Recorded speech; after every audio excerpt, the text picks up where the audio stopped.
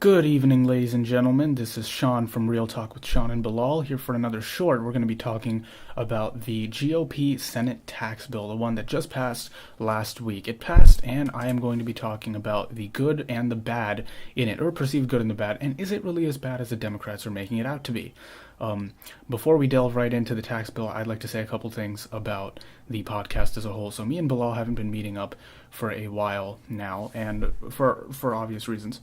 Well, first things first, we're extremely busy with college, and we're extremely busy with getting our applications done.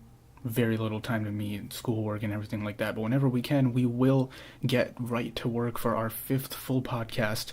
And we've scrapped the previous idea. I may have talked about it on one of my older podcasts, but we're going to be doing something else. We don't know. It might be net neutrality, but for now, we are going to start completely new, and we're going to do something that's a little more improvisational for that day. So, with that being said, let's delve right into the GOP Senate tax bill that passed last week. So, the Senate tax bill, or what the Democrats are calling the GOP tax scam, would be the most comprehensive change to the American tax code and the American tax system for the past 30 years since the Reagan administration, in fact. And that's absolutely true. It's remained relatively stagnant for the past 30 years. But President Trump's first major legislative victory is this tax bill. Nothing else of this level of significance has been passed before this. He failed in healthcare, and this is the first thing that's really passed in terms of how well he's done in the first year. So let's get right into it. The first thing that it does, I'm going to start off with things that I like for the most part. It's going to go back and forth. I'll tell you guys whether I find it good or whether I find it bad. We're going to start off with reducing the corporate tax from 39% to 20%. So before the passage of this bill, and currently until it is enacted officially, the U.S. corporate tax is at 39%, which is one of the highest. In fact, it is the fourth highest corporate tax of any country in the world, and the first three are the UAE, which is at 55%, Chad, which is at 40%, and Puerto Rico, which is also at 39%. So we are really tied third for having the highest corporate tax of any country in this planet, and that really explains why a lot of businesses are investing outside of the United States. That saves them millions of dollars, millions in offshore accounts as well, not just investing in countries like India and China and relocating their plants there for manufacturing. It's really saving them millions in profit, so they don't have to pay exorbitant amounts of taxes. I am really in favor of this. This is really one of the things that people like Bernie Sanders, Nancy Pelosi, Kamala Harris weren't in favor of, because it gives a lot of breaks. It allows corporations to keep a lot of their profits and not go to the government. But I would argue that cutting the corporate tax in half not only makes us more competitive with other countries, but I would argue it brings a lot of businesses back, brings a lot more job opportunities into this country, as we're seeing. In fact, in the last quarter, about 228,000 new jobs had been created in the United States, which is a vast improvement, and really something that I don't even think economists or even the Trump administration as a whole were expecting. And the worldwide average corporate tax is 22.9%. So bringing it to 20 would be really competitive. It'd be below average, in fact, so it would be really good for corporations, and it would make us more competitive, especially with European countries. Denmark has something like that, a corporate tax of around 20-ish%. I think it's about 23 to 25%. So it would make us really competitive with those countries as well. So that's really good. The second thing it does, the top tax rate decreases from 39.6% to 38.5%. This saves about a couple $100 million for the top 1% of this country, as indicated. So decreasing that tax rate, which has been decreasing steadily for the past century or so, it went from 91 in the 50s. Now it will be at 38.5%. From a conservative point of view, I would argue that this would create more jobs, more incentives for CEOs to keep their money, because you keep more money as a CEO, you keep more money as a business that you can invest into other firms, small businesses, funds. You can donate more in charity, and you can invest more in your own products. which is really good for business, and it's something that this country really needs in terms of jobs as well. It keeps 7 tax brackets. President Trump initially proposed that it would bring it down to 3 tax brackets to make the tax code a little bit easier to comprehend for Americans, but he keeps it at 7. That neither the House nor the Senate bill affixed, so it's still at 7. It lowers the U.S. taxes for about 62% of Americans until 2026, as projected by the CBO, or the Congressional Budget Office. So that's good stuff. 62%, almost 2/3 of this country, mostly top and middle upper class Americans in terms of the socioeconomic state. It eliminates state and local tax deductions when paying federal income taxes, when you're itemizing your tax deductions. So for most Americans who pay the standard taxes, the tax form, which is about 2/3 of this country, as well as people who itemize it are at more of a disadvantage here, because when you eliminate the state and local tax deductions, that decreases the amount of deductions you have when paying your federal income tax. It would increase taxes for top brackets in highly taxed states. In fact, for California, New Jersey, New York, and Connecticut, those are the states where taxes will increase for the top brackets.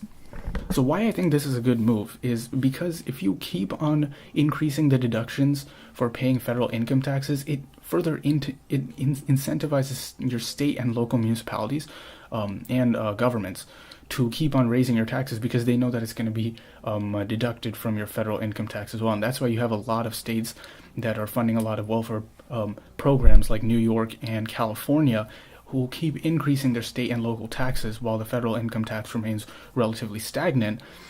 Residents of those states are having to pay more and more taxes each year.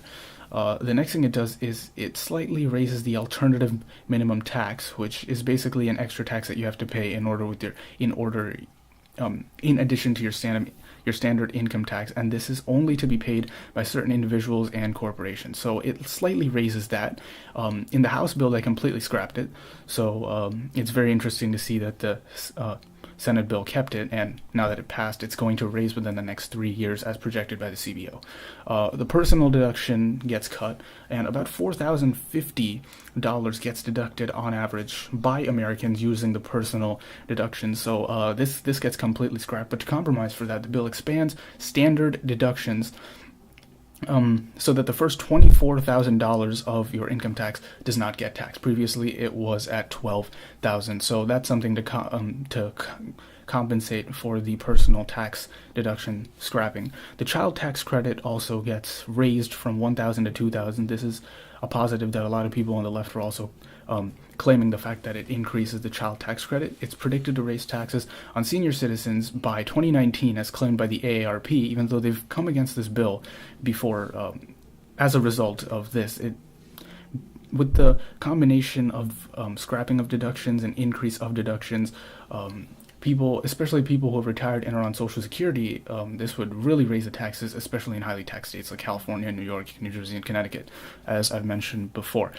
It scraps the deductions for losses due to theft or acts of God, which could mean hurricanes, tornadoes, stuff that happens in nature, trees falling, potentially something that you're not aware of beforehand, and neither is your insurance company. Even forest fires, a lot of them are going on in California, and this is why California is one of the most heavily affected states in this tax bill, because of the fact that so many deductions get scrapped, and this is just one of them, whereas forest fires are very susceptible to occurring in that state, especially in the northern part. It scraps tax preparation expense deductions, which incentivizes now Americans to do their own taxes. So basically, they would have this deduction for Americans who get their taxes prepared by a certified public accountant or a CPA, but that deduction gets scrapped. So a lot of CPA unions have come against this because it incentivizes Americans not to get their taxes done by CPA, do it themselves,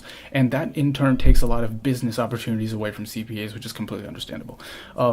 Scraps moving expense deduction and non-vehicular commute to work deduction. So those deductions are for people who don't take their car, who don't take their own vehicle to work, or that have moved a lot of times from one state to another state, over a given year. It completely scraps those two deductions. It raises the teacher expense credit deduction from $250 to $500 after the House bill scrapped it initially. They didn't want this deduction at all. This is basically for teachers who are buying supplies for their school, and they've doubled that, so that's very good in terms of kind of supporting the teachers' unions. They've remained relatively quiet about this, but it does definitely help them by doubling the expense credit, as it would definitely aid in getting a lot of teachers the necessary requirements they need for their school. For their schools. So no student loan deduction changes or tuition waiver scrapping. A lot of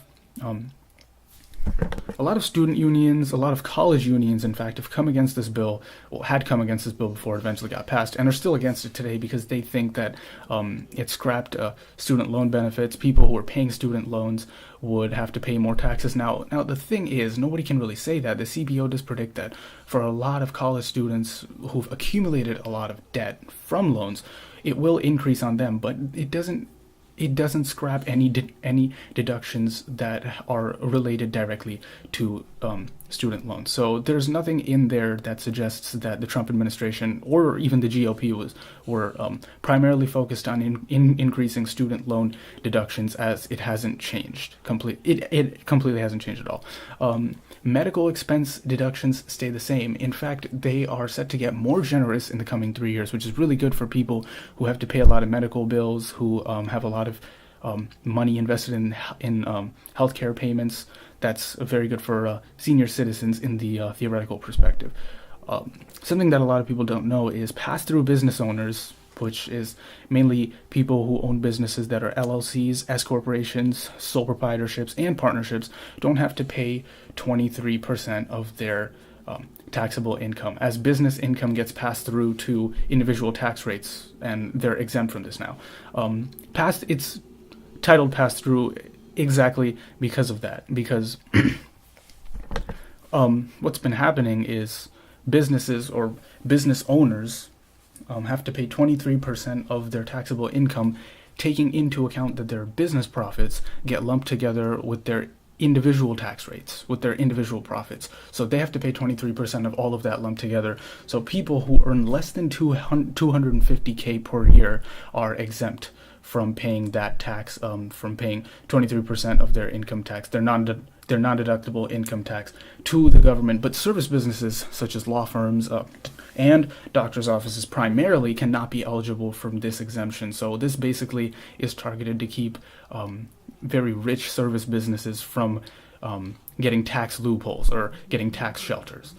So that's really good from the GOP. You haven't been hearing a lot about that, which is very surprising. I mean, if you do, and this article, I'll link this article where I got all this information from. It's actually from the Washington Post, which is a pretty left-leaning newspaper. But the fact that a lot of people haven't done their research on this is very frightening, and it's very alarming, considering this bill does help small businesses a lot more than people think. The individual mandate is scrapped. A lot of coverage was on this. The individual mandate says that basically you have to pay for an Obamacare. Well, you have to pay for insurance in the Obamacare healthcare market. So a lot of people haven't. In fact, I think 29 to 30% of all Americans, chose to take the healthcare penalty for not getting insurance from the Obamacare market. Over actually paying for insurance. So the individual mandate is scrapped. Those penalties will be scrapped. Now, a lot of people have reservations about this, as they absolutely should, because what kept a lot of the tax rates down, especially for sick people,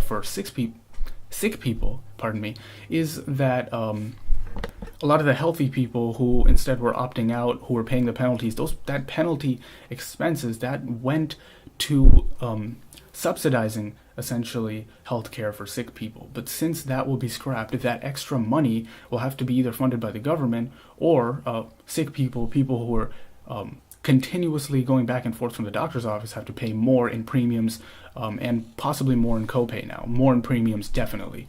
So this is projected to increase premiums of a lot of Americans, especially people who are more sick. And war drilling, which is the Arctic Wildlife Refuge. the Alaskan Arctic Wildlife Refuge drilling would be allowed from now on. So what that place is, I'll refer to it as ANWR as its abbreviation. What that place is, it's basically a place in the southeastern tip of Alaska, where in recent times a lot of oil drilling opportunities have been found as a whole bedrock, as a whole oil bed. A whole oil bed has been discovered under the ANWR, and now a lot of oil companies have chosen to drill there. They've paid the Alaskan government. They've recruited a lot of locals to drill in that area and recover as much oil as possible to become more oil independent. This helps in oil independence. This helps in creating local jobs. This helps the Alaskan government to get paid by these oil companies as well. And this also helps oil company profits that they get to do with the government, that they get to do with foreign governments. Overall, very good. But one glaring problem is how prone to human destruction the ANWR really is. What a bunch of people have reservations about this are, it's basically a way for oil companies to increase their international profits, but above that, ANWR is a pristine area where even the littlest of accidents or oil spills or even cracks in the local landscape would result in large-scale destabilization of the habitats and ecosystems of a lot of the plants and animals that reside there, especially the natives who rely on the fresh water coming from the ANWR.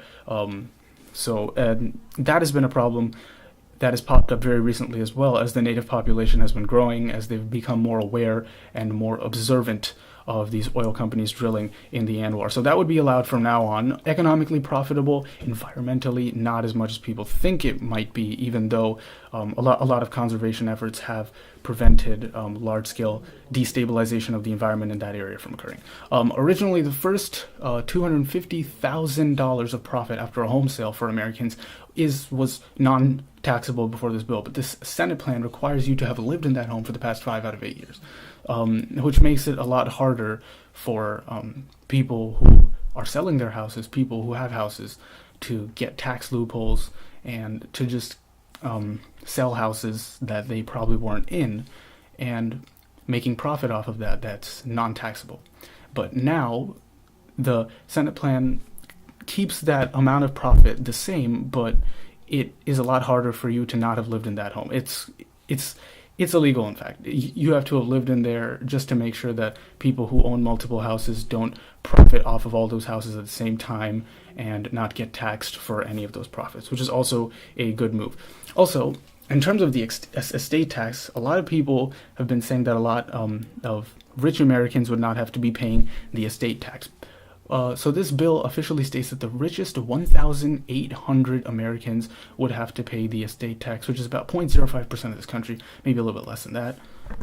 In fact, I just did the math. It's actually 0.0005% of this country would have to pay the estate tax. For everyone else, for the rest of the 0.9995% of this country, they would not have to pay the estate tax, which I think is a really good move.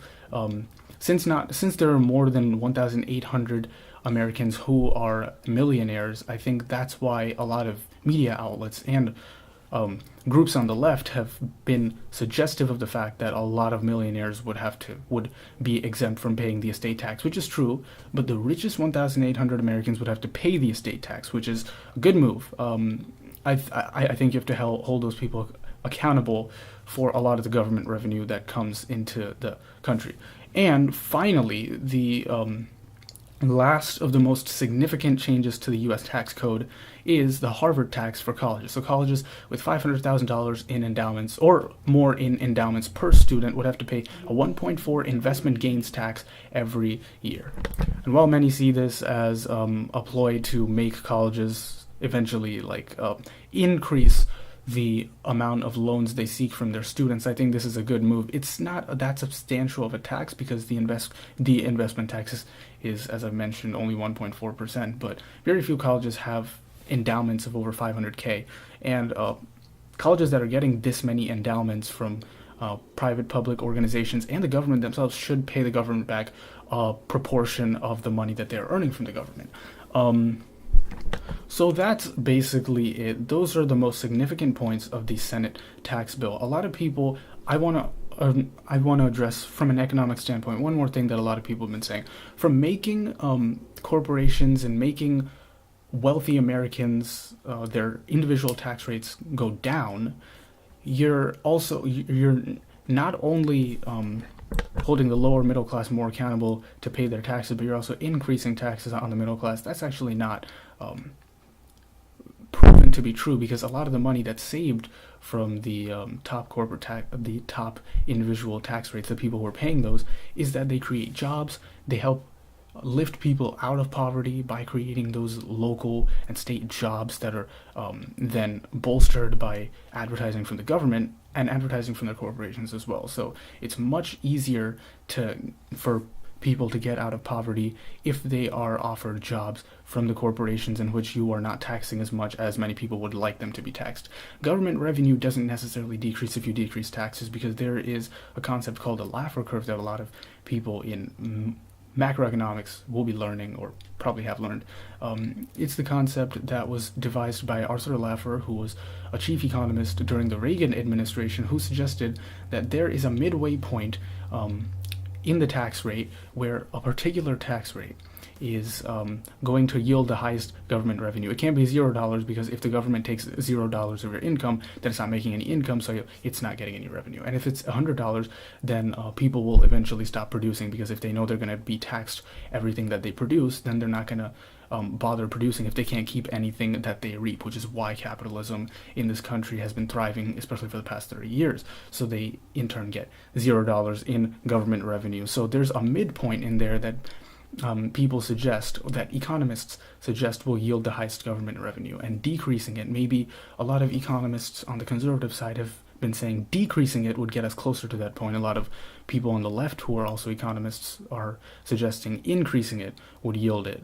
But what has been proven in the Reagan administration is that the decrease in the top tax rate did yield in an additional $1.6 billion in government revenue. So it might happen again, but with the 1% decrease in the individual tax rate from 39.6 to 38.5%. Thank you so much, ladies and gentlemen, for tuning in to this episode of Real Talk Shorts. I am Shan, and thank you so much for listening once again.